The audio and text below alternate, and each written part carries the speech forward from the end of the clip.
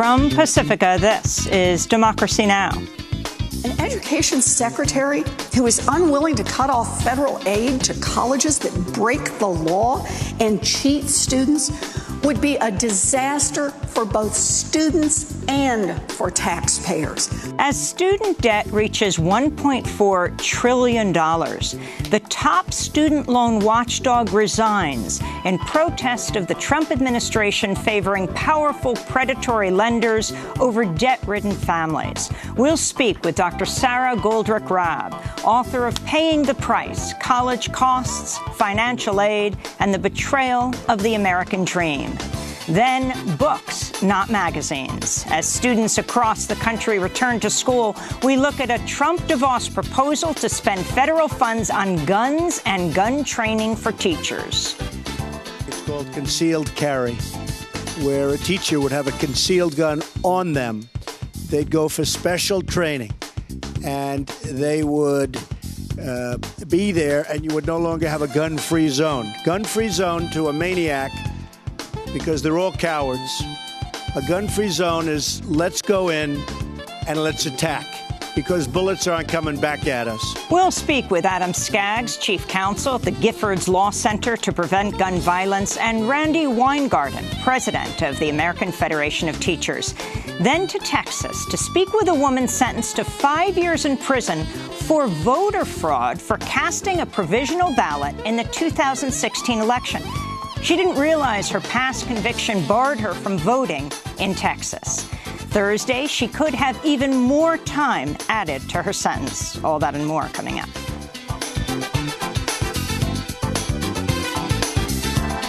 Welcome to Democracy Now!, democracynow.org, The War and Peace Report. I'm Amy Goodman. Puerto Rico has officially raised the death toll from Hurricane Maria last year from 64 to nearly 3,000 following the release of a study ordered by the governor of Puerto Rico. This officially makes Maria one of the deadliest storms in U.S. history. Puerto Rican Governor Ricardo Rosselló acknowledged the higher death count Tuesday. I am announcing as well that we are, even though it is an estimate, we are officially changing or we are actually putting an official number to the death toll. We will take the 2,975 number as the official estimate for the excess deaths as a product of Maria. President Trump has so far not responded to the new official death toll, which is 46 times higher than the initial count. But in October, during a visit to Puerto Rico, Trump boasted about the low official death count. Look at a real catastrophe like Katrina, and you look at the tremendous hundreds and hundreds and hundreds of people that died, and you look at what happened here with really a storm that was just totally overpowering. Nobody's ever seen anything like this. Now, what is your death count as of this moment? 17? 16 certified. 16 people certified. 16 people versus in the thousands. You can be very proud of all of your people, all of our people working together. 16 versus literally thousands of people. While Puerto Rico is now putting the death toll at 2,975, Hurricane Katrina was 1,833. Other studies show the actual death toll from Hurricane Maria may be considerably higher. In May, a study published in the New England Journal of Medicine found the death toll to be at least 4,645 and perhaps as high as 5,740 people dead as a result of Hurricane Maria. In Florida, progressive Tallahassee Mayor Andrew Gillum pulled off a stunning upset in the Democratic primary for Florida governor. If he wins in November, Gillum will become Florida's first African-American governor.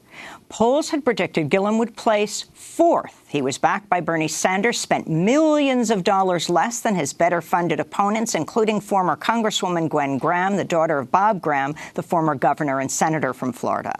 Gillum was the only non-millionaire in the five-candidate Democratic race. On the campaign trail, Gillum had called for Medicare for all, abolishing ICE, reforming the criminal justice system, repealing Florida's Stand Your Ground law, and increasing corporate taxes. He held a victory celebration in Tallahassee Tuesday night. We together with all of you, over the next several months are going to make our way all across the state of Florida to red counties, to blue counties, to purple counties. And we're going to unite this state in ways that are unparalleled in the history of the state of Florida. Andrew Gillum will now face off against Republican Congressmember Ron DeSantis, who won the Republican primary Tuesday after receiving the backing of Donald Trump. Democrats have now made history by picking 3 African-American gubernatorial candidates in this year's primaries: Andrew Gillum in Florida, Stacey Abrams in Georgia, and Ben Jealous in Maryland. Meanwhile, in Arizona, another Trump-backed candidate, Congresswoman Martha McSally, easily won the Arizona Republican Senate primary, defeating Kelly Ward and former Maricopa County Sheriff Joe Arpaio. In other election news, the New York Times is reporting President Trump warned evangelical leaders Monday Democrats will enact change quickly and violently if they take control of Congress in the midterm elections. During a private meeting at the White House, Trump went on to say, quote, "They will end everything immediately. When you look at Antifa and you look at some of these groups, these are violent people." The White House has refused to elaborate on what the president meant. In Texas, former Balch Springs police officer Roy Oliver has been convicted of murder for killing unarmed 15-year-old African-American student Jordan Edwards last year. Police body cam video shows Oliver, who's white, fired his assault rifle into a car carrying 5 black teenagers as they drove away from the officer. One of the car's passengers says the officer never even ordered the boys to stop driving before opening fire. They had been leaving a party. In education news, teacher strikes in 2 districts in Washington state force the cancellation of the first day of school Tuesday. Strikes are expected to begin in 4 more districts today. Meanwhile, in Seattle, teachers and school staff have voted to authorize a strike next week if a tentative contract is not reached by the first day of school, September 5th. At the United Nations, UN Secretary-General Antonio Guterres is urging serious consideration of a new UN report that called for Burma's military commander-in-chief and other generals be tried for genocide for their targeting of Rohingya Muslims. Accountability is essential for genuine reconciliation between all ethnic groups and is a prerequisite for regional security and stability. Regrettably, Myanmar has refused to cooperate with the United Nations human rights entities and mechanisms, despite repeated calls to do so, including by members of this Council. Meanwhile, displaced Rohingyas have welcomed the UN report, saying Burmese officials must be held accountable. The military committed most of the tortures, and there were also border guards and police. Actually, all the government forces committed all sorts of torture on us. They raped our women, killed people with bullets, threw and killed small children, burned our houses, and now there is no place to stay. We have nothing there. So we demand to the UN that they give us justice.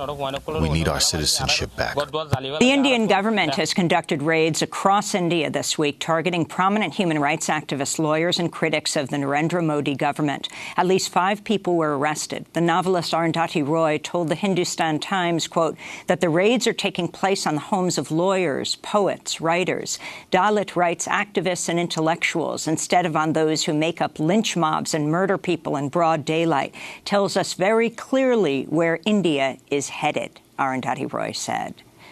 France's environment minister resigned Tuesday, live on the air during a radio interview. Nicolas Hulot said he made the decision due to France's failure to adequately address climate change and other environmental threats. For the first time, I'm going to take the hardest decision of my life. I don't want to lie to myself anymore. I don't want my presence in this government to be taken to mean that we are doing enough to tackle the climate challenge. So I'm taking the decision to leave the government today. The Atlantic magazine has revealed an immigration policy analyst with the Department of Homeland Security had direct ties to several prominent white supremacists, including Richard Spencer.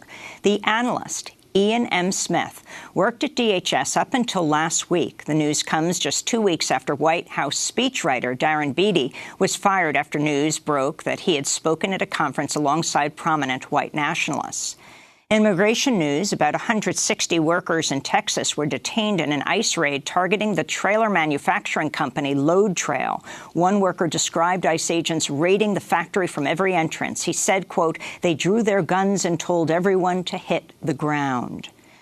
California Governor Jerry Brown has signed legislation making California the first state in the nation to abolish cash bail. Brown said he signed the bill to ensure the rich and poor alike are treated fairly. More than 48,000 people are currently being held in California because they cannot post bail. But many criminal justice advocates, including the ACLU of California, came out against the legislation, warning it may result in more people being locked up while awaiting trial. In other news from California, lawmakers have passed a non-binding resolution that calls on the medical community to respect the rights of intersex people and affirms their right to autonomy in making medical decisions. Intersex people have long spoken out against the practice of genital surgery performed when they're too young to give informed consent. The measure is the first of its kind in the United States.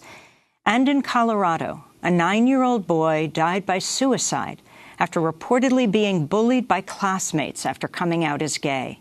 Jamel Miles was a 4th-grade student at Joe Shoemaker Elementary School in Denver. Jamel's mother, Leah Pierce, said, quote, "We have to stop bullying and teach people it's okay to love each other. We have to stop hating each other for differences that make us equal and unique."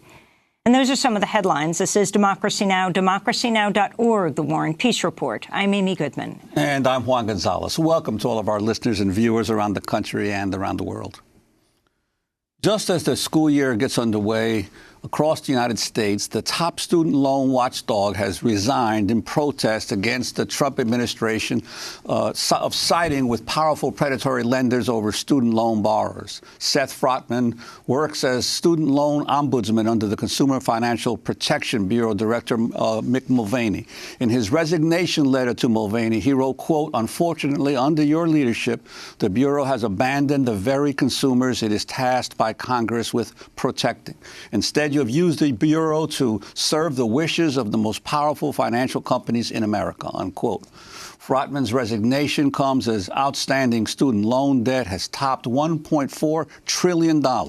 In the letter, he accused the Bureau of failing to enforce laws that protect borrowers, defending predatory for-profit schools from scrutiny, and suppressing reports that expose banks and other bad actors, quote, ripping off students. Frotman continued, quote, "The Bureau's current leadership folded to political pressure and failed borrowers who depend on independent oversight to halt bad practices. The current leadership of the Bureau has made its priorities clear. It will protect the misguided goals of the Trump administration to the detriment of student loan borrowers." This comes as Education Secretary Betsy DeVos has proposed new rules that would cut an estimated $13 billion in federal student loan relief for people defrauded by for-profit colleges. The changes would roll back the so-called borrower defense rule President Obama proposed after the collapse of ITT Tech and Corinthian College, which was then halted by the Trump administration. In response, Massachusetts Attorney General Maura Healey tweeted, "Betsy DeVos rewrote the borrower defense rule to let predatory schools cheat their students and enrich their executives. No surprise." Well, for more, we go to Philadelphia to speak with Dr. Sarah Goldrick-Rab, professor of higher education policy and sociology at Temple University, author of the book Paying the Price: College Costs, Financial Aid, and Betrayal of the American Dream.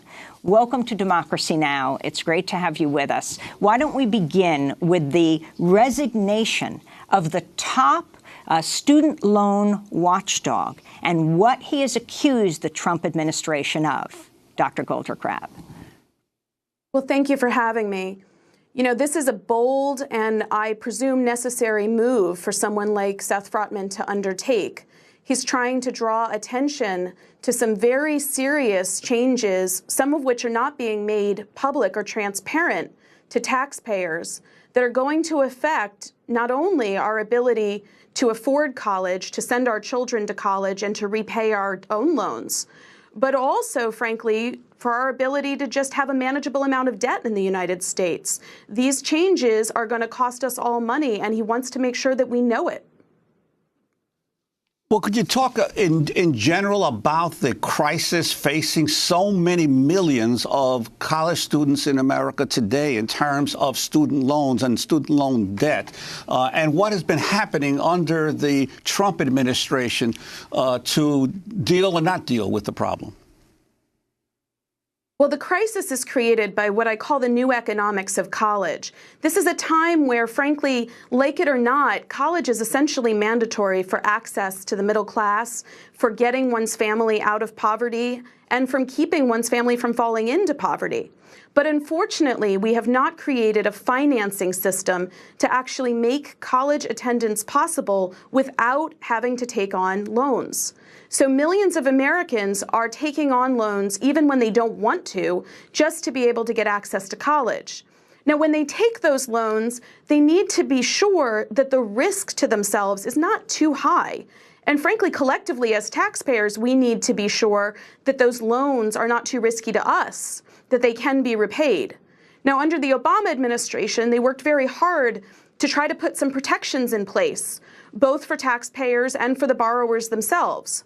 For example, they wanted to make sure that if students took their loans to a certain type of college called a for-profit college, that they wouldn't be ripped off, that they would get a job afterwards, that their credential would mean something, and they would have a chance to repay their debt.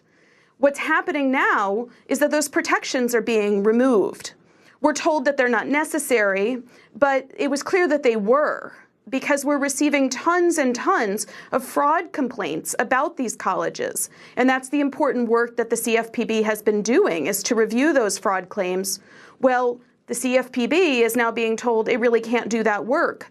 And what Seth Frotman is telling us is that it hasn't been able to do it for some time. I want to go back to Seth Frotman's resignation letter. He writes, "The Bureau's new political leadership has repeatedly undercut and undermined career CFPB staff working to secure relief for consumers.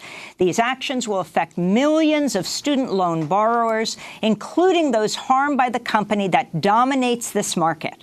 By undermining the Bureau's own authority to oversee the student loan market, the Bureau has failed borrowers who depend on independent oversight to halt bad practices and bring accountability to the student loan industry," unquote.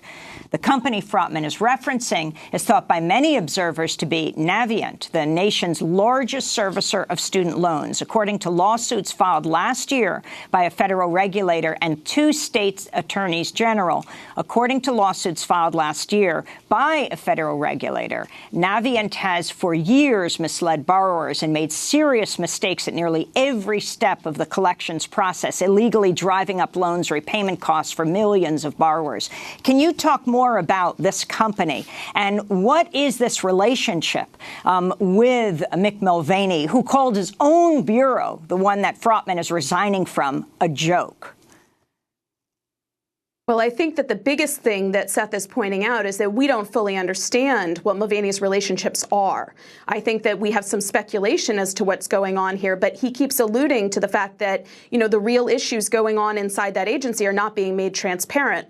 And we, I think, have the same concerns, frankly, about the U.S. Department of Education and Secretary DeVos's own relationships, both with these companies and with for-profit companies.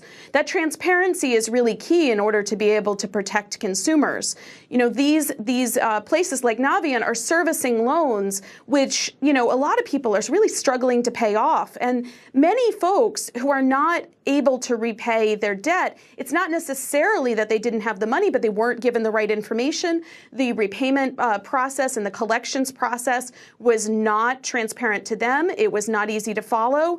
And so we have people who are falling into economic hardship. And defaulting on a loan is a very serious mark for somebody's economic record because these companies are not doing the right thing. I think what Seth is raising questions about is the advice and the practices of career people in Washington. And for those who don't know those folks, these are some very hardworking people who stay regardless of who's in charge of the White House and really stick by the job of these agencies and departments. And the contrast between that and what the political appointees are doing, who don't seem to really be aligned with the mission of the agency. And what about the issue of what Congress is doing? We're talking about more than $1.4 trillion in student debt, an exploding problem in the country, and yet Congress years back ruled that in personal bankruptcy cases, you can't discharge your student debt. So it basically follows you through life no matter what. That's right. And, you know, there are some reasons, some of which are irrational, some of which are rational for those kinds of rules. I mean, but the big challenge is this. You know, Congress has not taken on in a serious way the need to create a financing system in this country that makes it possible for people to go to college without having to take on loans. That's the hard work that needs to be done, and it really hasn't happened. And for the folks who have taken on loans, they've made it incredibly hard for them to repay that debt, get out of that debt. For example, if they serve in terms of public service, if they become teachers in low-income schools, there's talk of rolling back that loan forgiveness. So, you know, it seems that Congress is at odds with the will of the American people.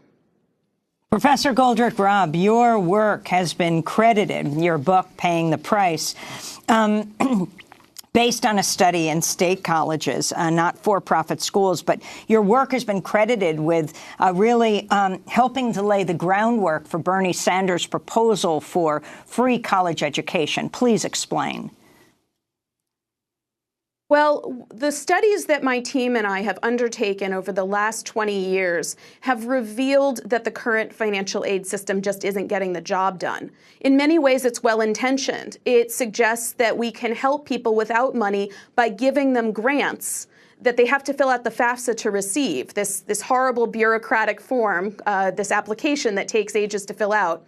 You know, and that we will somehow make up for their lack of money by giving them that financial aid. We find that doesn't actually work in practice for many reasons, including that families can't get through the application. They may not have parents to fill out the application for some students who are estranged, for example, from their parents. And then there's a whole middle class in this country that find themselves, you know, too rich to qualify for grants, but too poor to be able to afford these college prices. That's where a free college model comes in. And it isn't about assuming that everything in life is free or that if you don't have to pay something, you don't work hard. But just as we value people in this country being able to go to high school, and we wouldn't want to have a country where people turned away from high school because the tuition is too high, we believe it's now time to start thinking at least about the 13th and 14th years of education as something that we need to collectively pay for so that anybody, especially anybody hardworking and talented in this country, which is the majority of people, can get the college education that they need. And what about the for-profit industry? Because clearly you have the private nonprofit colleges, the state universities and state colleges, but there's been an explosion of the for-profit industry, and we've seen some major failures of some of these, but some continue to prosper basically on the backs of this loan program. That's right. I mean, in many ways, the model that we're operating under is a voucher-driven model. And it allows private providers to compete for student aid dollars alongside public providers, but unfortunately with a lot less scrutiny and no public governance. And so the result is that companies have realized they can step in, they can get students to walk in their doors by recruiting them with commercials. They spend a lot of money on advertising. They bring the students in, and in many cases, not all, but in most cases, the students do not experience the sort of education that will lead them to lead a better life, get a better job, or earn more money. And it is an industry, and frankly, this is also a deeply racialized practice because these schools disproportionately reach out to, recruit, prey on people of color. And those are people who really do not have the same access to forms of payment other than student loans that other folks have. So they go into deep debt and they get useless credentials. Finally, very quickly, Professor Goldrick-Robb, your report, Hungry and Homeless in College.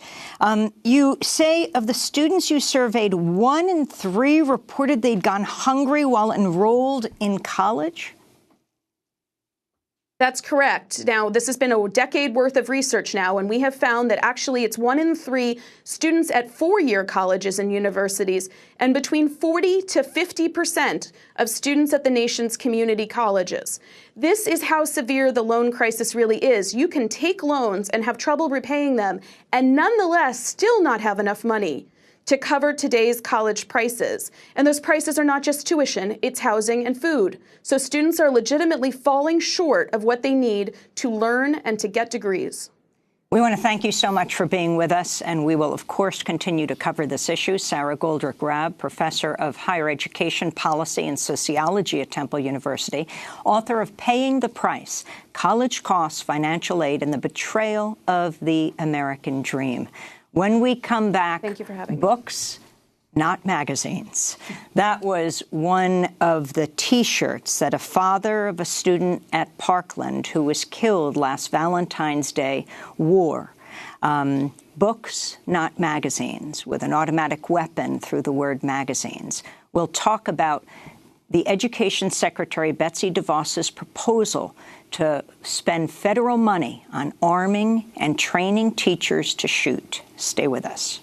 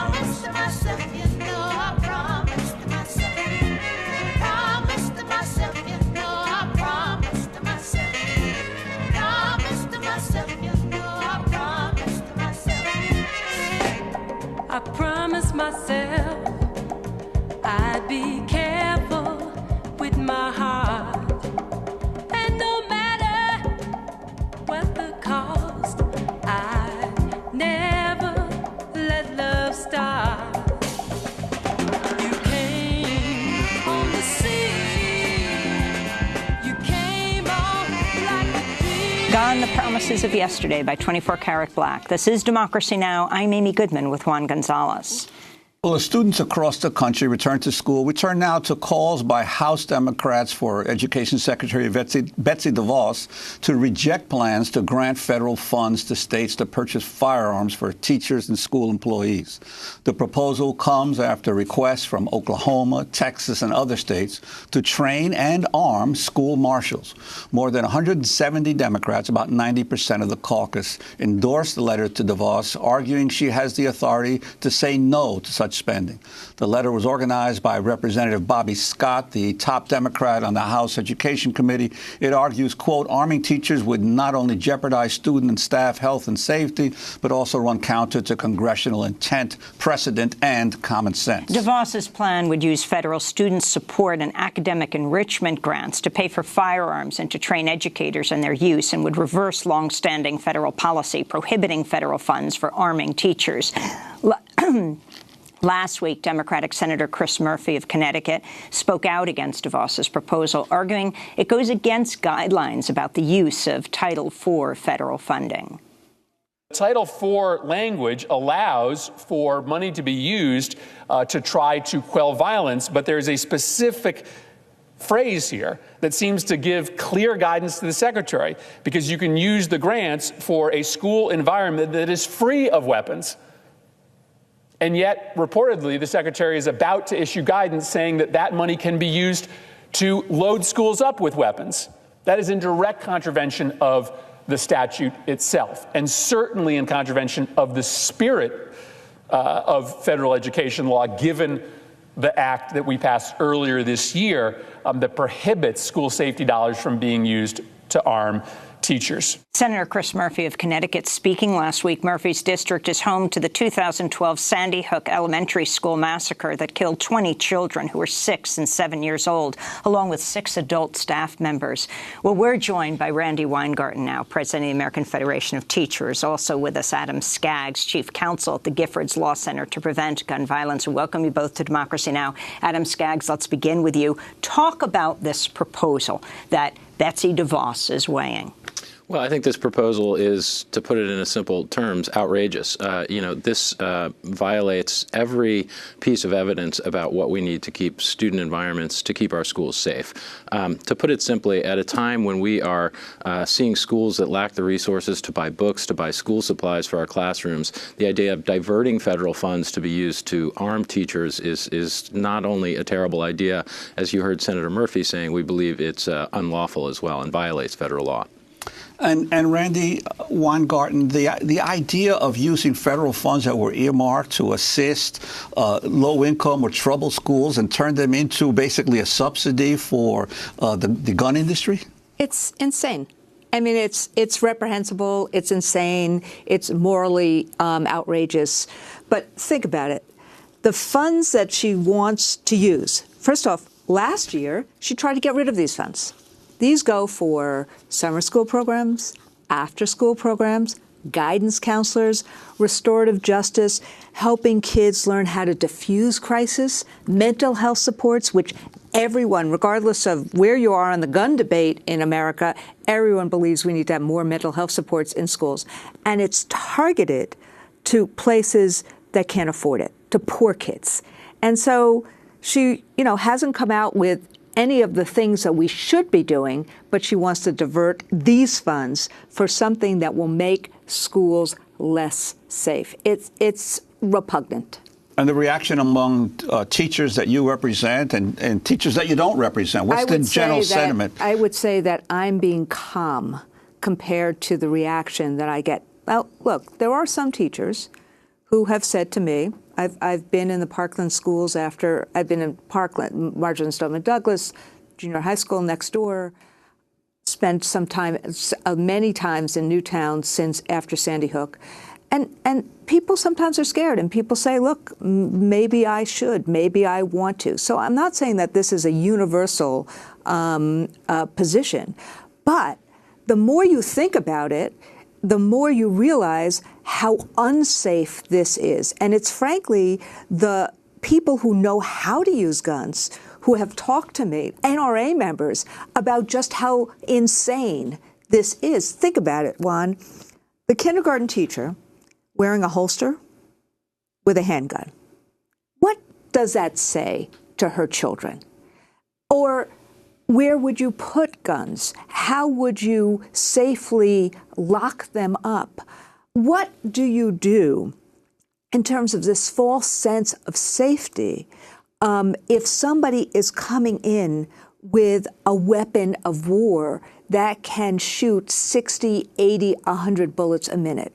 So it both creates a false sense of security, and it will be more dangerous in schools. As Adam said, the only entity it seems to help is the NRA and the gun manufacturers, and that's why we are adamantly against it. Why don't we do things that make sense? Mental health supports, things like the red flag laws, which are extraordinary orders of protection that a family could get, a police officer get, maybe an educator could get, as Governor Cuomo has suggested, so that if you see a kid who may be a danger to himself or to others, you go to a judge and you ask with due process to see if we can actually assure that that kid doesn't have guns. There are ways we can handle this. Arming teachers is not one of them. I can also only think about the fact where the money is coming from, using federal funding. I mean, they're saying Oklahoma is asking for this. The Oklahoma teachers went out on strike, among the lowest paid in the country. And as they're striking, they're providing lunches to the kids because they know if the kids aren't in school, they're going to go hungry. Lunches, books, school supplies. I mean, 25 states spend less on education today than they did before the recession, including Oklahoma. 41 states spend less on higher education. And this pot of money was for those kind of emotional supports. I'd like to turn to Alabama Governor Kay Ivey, who introduced the, quote, Century program in the state earlier this year, enabling school administrators to carry guns. Those school administrators who volunteer to be a part of the Alabama Century program will be trained by the Safe Council's created school safety training and compliance teams using an ALEA designed training program, and they will be designated as a reserve deputy sheriff, authorizing them to respond to an active shooter.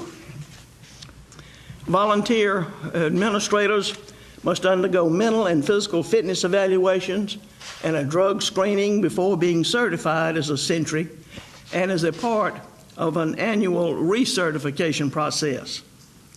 They must also have an up-to-date concealed carry permit issued by their local sheriff. That was Governor Kay Ivey. Earlier this year, 17 students and faculty were shot dead at Marjorie Stoneman Douglas High School in Parkland, Florida, sparking nationwide protests against gun violence in schools. Following that massacre, President Trump hosted a listening session with students and families affected by the Parkland shooting, as well as families affected by past school shootings. Vice President Mike Pence and Education Secretary Betsy DeVos were also in attendance. During the session, Trump suggested the solution to school shootings is arming teachers. It's called concealed carry, where a teacher would have a concealed gun on them. They'd go for special training, and they would be there, and you would no longer have a gun-free zone. Gun-free zone to a maniac, because they're all cowards. A gun-free zone is let's go in and let's attack, because bullets aren't coming back at us. Adam Skaggs, what about this, the president's position of concealed carry for teachers? Well, look, I think it's a terrible idea. I think what we need for our teachers is we need adequate resources so that they have the supplies, the books, the classroom materials that they need to teach our children. Look, we all agree that our schools should be safe environments. They should be welcoming, inclusive environments for our educators and for our students. Introducing more guns for non-professional law enforcement, for teachers, for classroom assistants is just not the way to get this done. I think when you look at the fact that groups like Giffords Law Center, which works on gun safety issues, groups like the American Federation of Teachers, we're working together with the Southern Poverty Law Center. This is an unprecedented coalition of groups that care about different issues, that focus on educational environments, that focus on gun safety. But we've all come together because we all recognize that this is a terrible idea that's going to make our students less safe. When you introduce guns into the classroom, you introduce the possibility the gun will be lost, there will be an accidental discharge, not to even underestimate the idea that a teacher under a stressful circumstance might use the weapon inappropriately. So the risks that this piles on are numerous. And on top of that, I think, as Randy said before, you have to think about what this says to a student in a classroom to see armed guards or to see teachers carrying guns. What does that do to the students, leaving aside the risk of someone being shot? What does that say that students are in this kind of environment? And I think what it says is not something that we want to tell our children. Adam Skaggs, very quickly, today's latest news, a Texas firearms entrepreneur announcing he's selling 3D gun blueprints online despite the court order that essentially banned the distribution of such data online. Explain the significance of this. Well, what we see is a company in Texas that wants to make downloadable guns on the internet available for anyone, anywhere to download and essentially build their own gun. These are people, these guns would be accessible to people that can't go to a gun store and buy a firearm because they'd fail a background check. Children who are not old enough to buy guns could construct something that would have the firepower of a traditional weapon. Not to mention the fact that these plastic guns can actually make it through a metal detector and obviously present numerous security risks because of that. So at a time that we're trying to keep people safe from gun violence, the idea that we would be making lethal weapons available to dangerous people who can't pass a background check is simply a terrible idea. And thankfully, law enforcement across the country is working to combat this in states across the country. Before we go with Juan and Randy Weingarten here, Randy, I think you've been in Puerto Rico like 11 times since Hurricane Maria. And, of course, Juan, you're one of the leading thinkers and activists on the issue of Puerto Rico and journalists covering what has happened there, born there. Talk about this latest news, our top headline, that the government has finally acknowledged that more people died as a result of Hurricane Maria than they previously said. I think they said, 64? They came to that number. Now it's 46 times that, nearly 3,000 people. Other studies put it past 5,000. What's the significance of this? Well, it seems to me, if people remember Hurricane Katrina, Hurricane Katrina was probably the low point of the Bush administration in terms of its demonstrating, the George W. Bush administration, that it was incapable of handling a disaster of the type that Katrina represented. Yet somehow the crisis in Puerto Rico and this, not only the ability to handle the immediate crisis, but then even to properly account for and count the dead, to me has to be, certainly for the government of Puerto Rico. The governor of Puerto Rico has not received, in my estimation, sufficient criticism for the failures of his government to properly address the crisis in the days after Hurricane Katrina, but also for the Trump administration. Somehow the Trump administration has managed to push the Maria crisis aside and the failure of the federal response to Katrina, so that we now have an official recognition of nearly 3,000 dead, possibly more, because it could conceivably be more, but at least now close to 3,000 dead. It's astonishing. A year later, as we're entering the 1-year anniversary of Maria. But I know, Randy, you've been there multiple times to Puerto Rico, and you've especially dealt with how the local government and the federal government have used the crisis as a prime example of what Naomi Klein calls disaster capitalism to reconfigure the education system of the island. It is, on some ways, colonialism at its worst in 2018. The scene 3 weeks, the first time I was there 3 weeks after the hurricane, when we could finally get commercial flights in, you went outside of San Juan and it looked like a war zone. Kids drinking water from streams. This is 2017 and 2018. And so, separate and apart from the fact that we actually got 100,000 water filters there with Operation Blessing. So picture the AFT and Operation Blessing, an evangelical Christian group working together with the mayor of San Juan and our affiliate there to do this. But you knew that number was false from the moment any person who was alive and could actually feel knew that number was wrong. But the point that Juan is making, that I don't know if it was negligence, malevolence, probably both. The utter failure to understand a hurricane on an island and prepare for that, particularly in light of what had happened in Katrina, that is a failure of the Trump administration. And you compare it to the preparation in Florida and in Houston right beforehand, and then the failure over the course of the next 3 months, as exemplified by Donald Trump just throwing paper towels. So there is a sense Puerto Ricans are American citizens, and they have not been treated that way. And then on top of it, the disaster being used as to privatize and to close a huge number of schools. Let me just say one thing about that. What I saw over the course of the next few weeks is that teachers and parents wanted their neighborhood schools, of which there are many, the same number, frankly, as in 1917. It's not as if there were many more, but it's the same number of schools in 1917, 2017. They used those schools as key to keeping communities together, particularly when there was no lights and when there was no government facilities.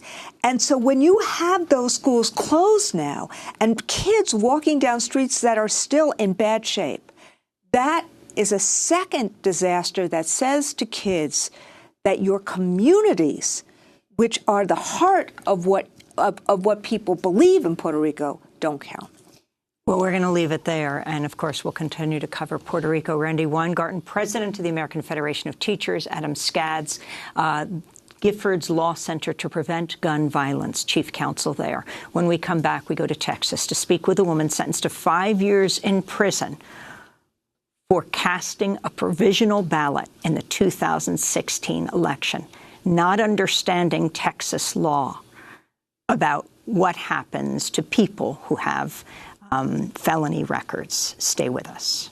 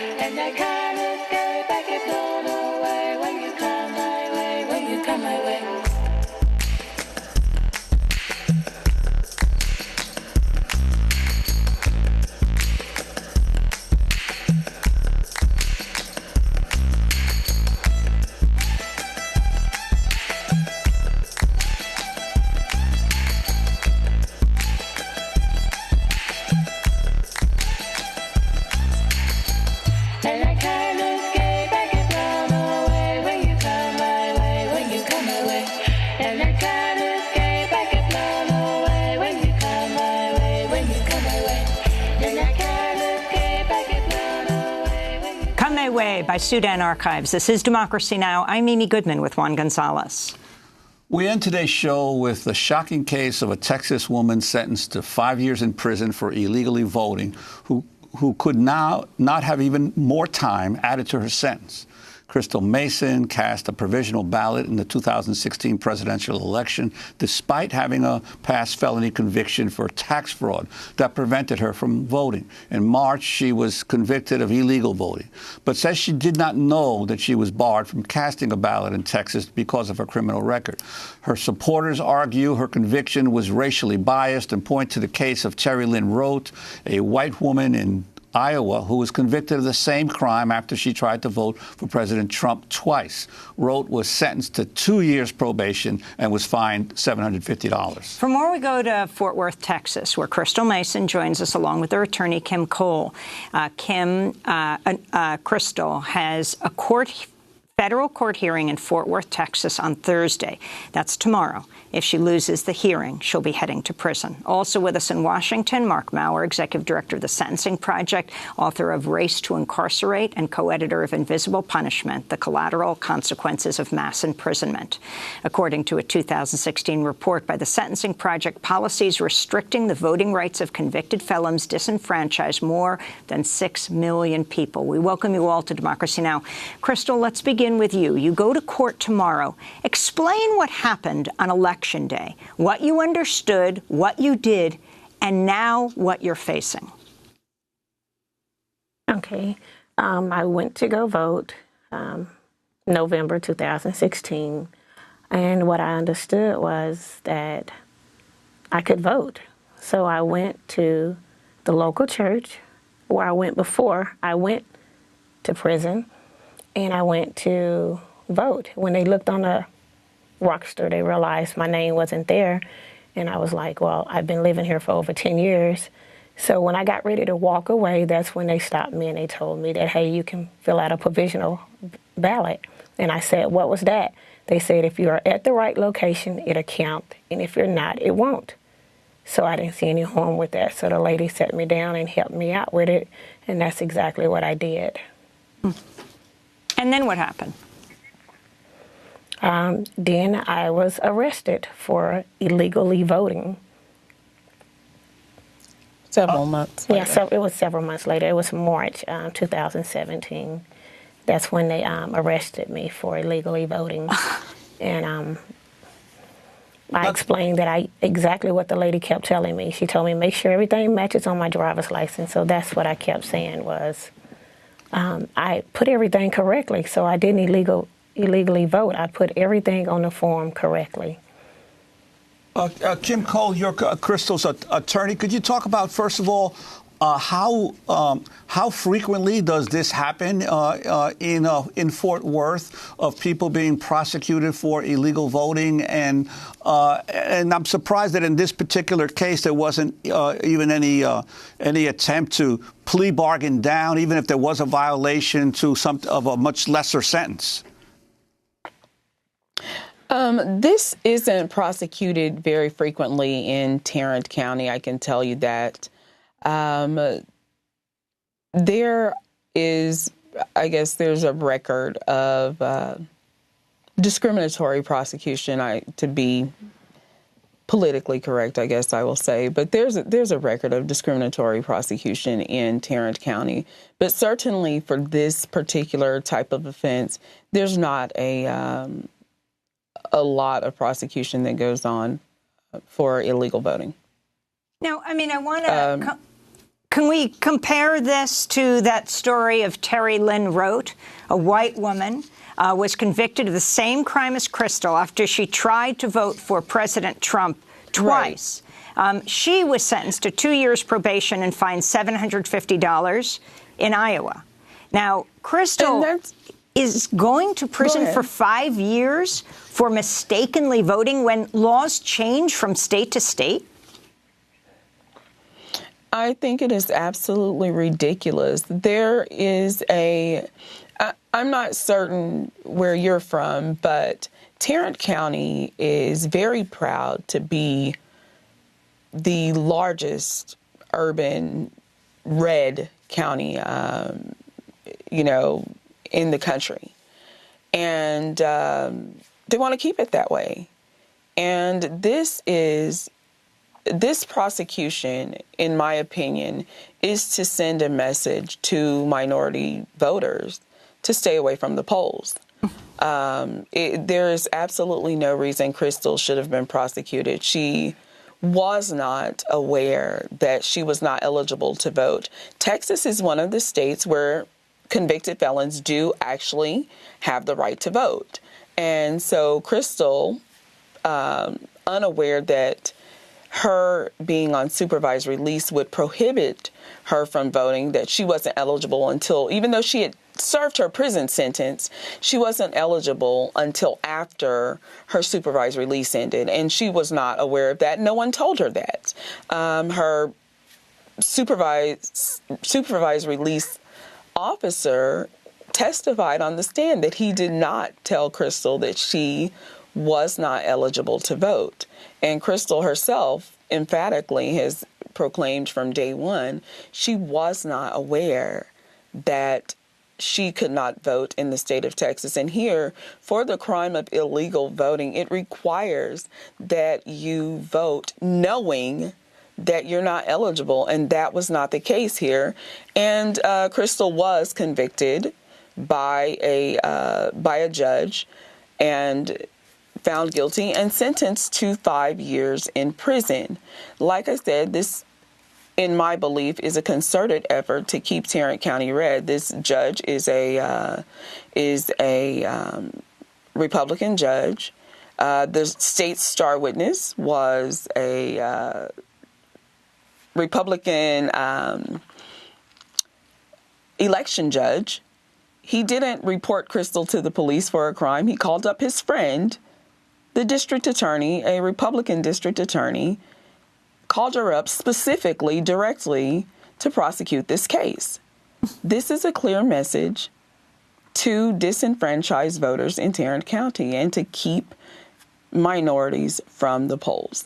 I'd like to bring in Mark Maurer, the Sentencing Project, as well. Mark, this whole issue of felon disenfranchisement across the country, are you seeing at the national level any move to reform these policies and also this selective prosecution? Are you seeing any of that as may be happening here in Fort Worth? Right. Well, we have record numbers of people who can't vote as a result of a felony conviction, 6 million. But the encouraging news is that over the past 2 decades, a good number of states have begun to reconsider these laws. In many cases, they've been on the books for 100, even 200 years with very little scrutiny. So several states in recent years have cut back the ban on voting after you complete your sentence. Other states, Maryland, Connecticut, Rhode Island, now permit people on probation and or parole to vote too. So there's a growing movement to reconsider these policies, to scale back. Nonetheless, because of the rise of mass incarceration, the number of people with felony convictions, we still have this record 6 million people who can't vote. In terms of prosecutions, we hear stories from around the country. I don't think the numbers are that dramatic, but it's not unusual to hear this. Just recently, a prosecutor in a county in North Carolina charged 12 people with voting illegally, very similar to the situation in Crystal Mason's case. In that particular case, of the 12 who were charged, 9 of them were African American. I mean, can't people vote in Vermont and Maine, I think it is? Can't you even vote from prison? You can. Vermont and Maine, for many, many decades, have allowed everyone to vote, including people in prison.